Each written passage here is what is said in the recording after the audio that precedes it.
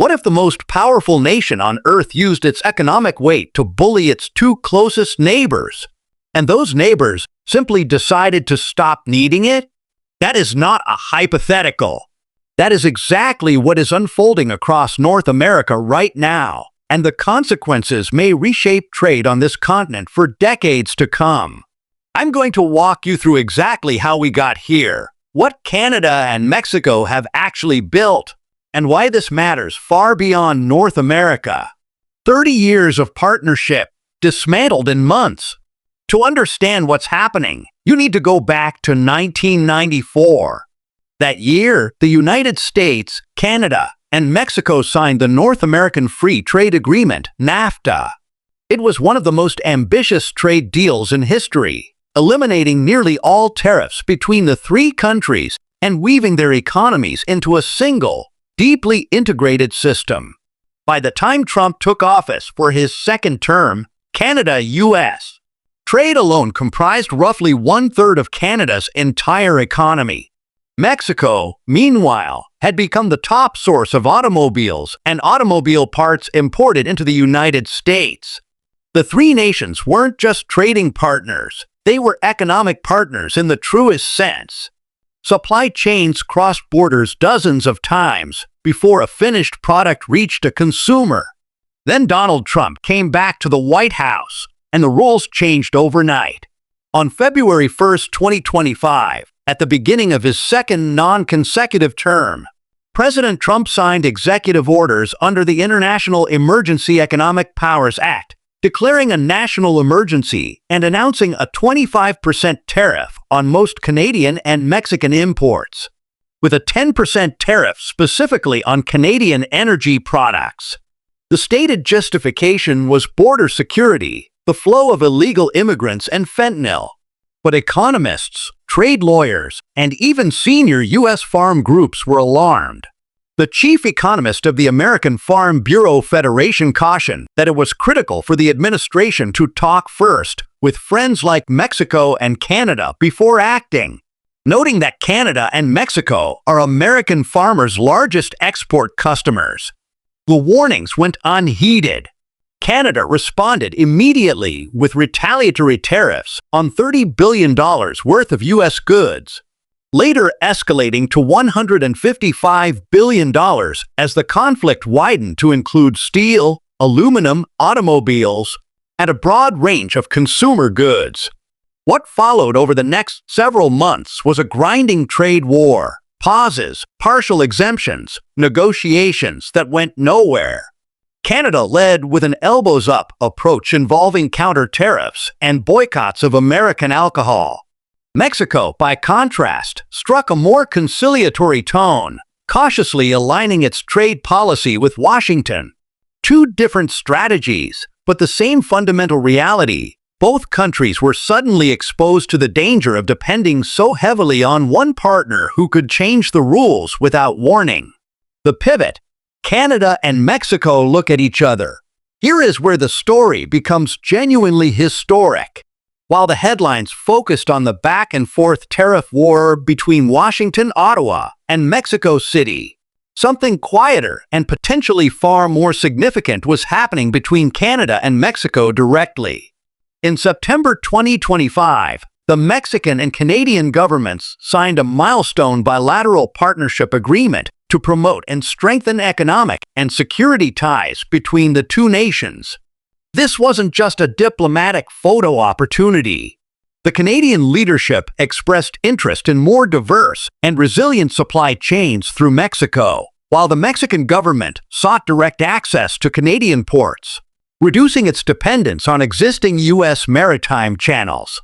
Together, they began exploring joint production strategies targeting the growing Latin American and Asian markets, leveraging the Comprehensive and Progressive Agreement for Trans-Pacific Partnership, the CPTPP, a major trade bloc the United States is not part of.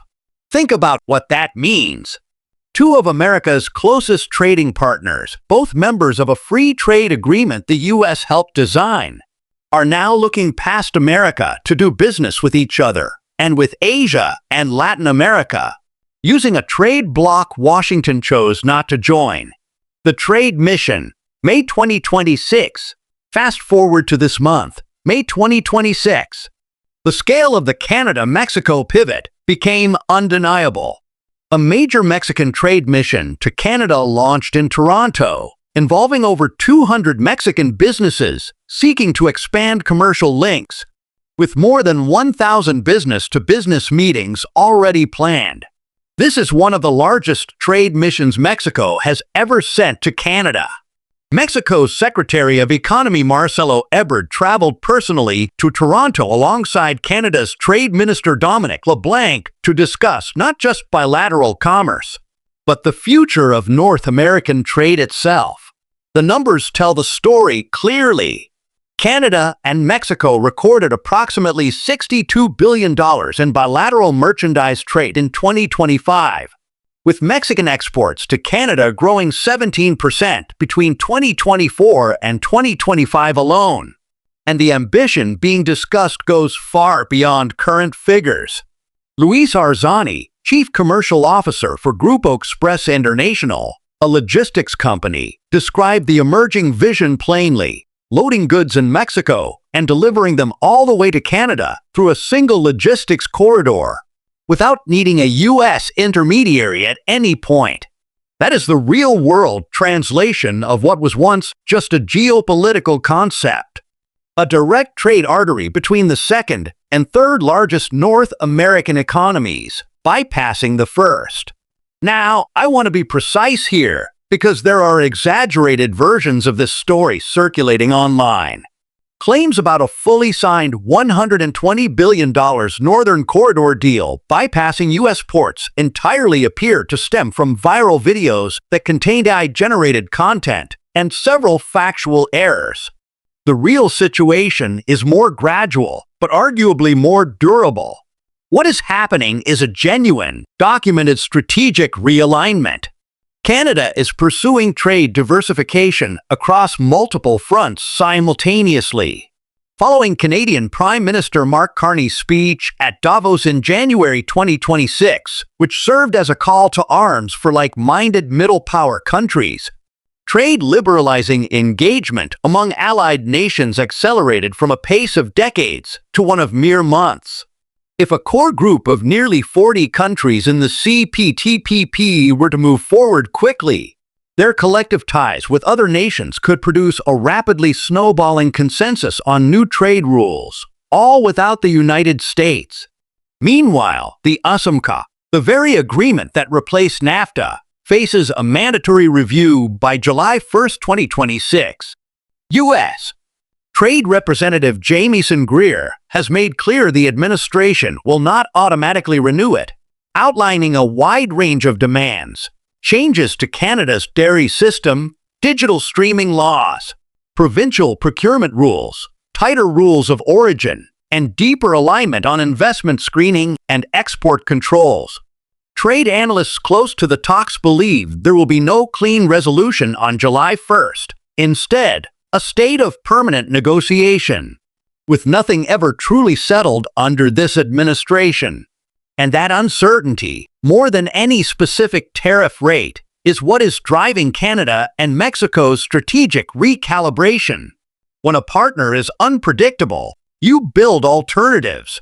The costs for everyone. This realignment carries real costs on all sides, and I want to be honest about that. Economic analyses of trade corridor proposals suggest potential U.S. losses in taxes and indirect economic benefits running into the tens of billions of dollars, with a possible 2.8% GDP decline in the U.S. Midwest, a region deeply tied to cross-border manufacturing and logistics. But Canada and Mexico are also bearing significant costs. Both countries still send roughly 3/4 of their exports to the United States. Diversification is a long-term project. It does not protect workers and businesses from tariff pain in the short term. Mexico, in particular, has been caught between two competing impulses, pursuing closer ties with Canada as a strategic hedge. while simultaneously making concessions to Washington to preserve duty-free U.S. market access. Mexico's willingness to hand over 37 drug cartel suspects to the U.S. in January 2026 and the subsequent killing of major cartel leader El Mencho by Mexican special forces illustrated how far Mexico is willing to go to keep Washington satisfied. The two neighbors are not perfectly aligned. They have different leverage, different vulnerabilities, and different political calculations. But their interests are converging around one clear principle: never again be so dependent on a single partner that one executive order can destabilize your entire economy. Here is what I want you to take away from this. Economic coercion is a tool with diminishing returns. When one partner uses size and access as a weapon repeatedly, the other partners do not simply surrender, they adapt. They build redundancies. They forge new relationships. They create alternatives that, once built, tend to be permanent. The logic is clear. Even if the United States returns to rules-based trade in a future administration, the direct Canada-Mexico corridor and the bilateral partnership frameworks being built today are likely to remain, because they create value independent of any dispute with Washington. Trump's tariff pressure did not force Canada and Mexico into submission.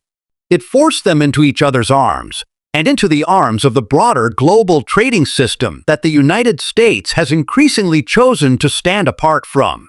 The question now is whether Washington will recognize what it has set in motion before the realignment becomes irreversible, or whether the window to reclaim North American economic leadership has already begun to close. What do you think?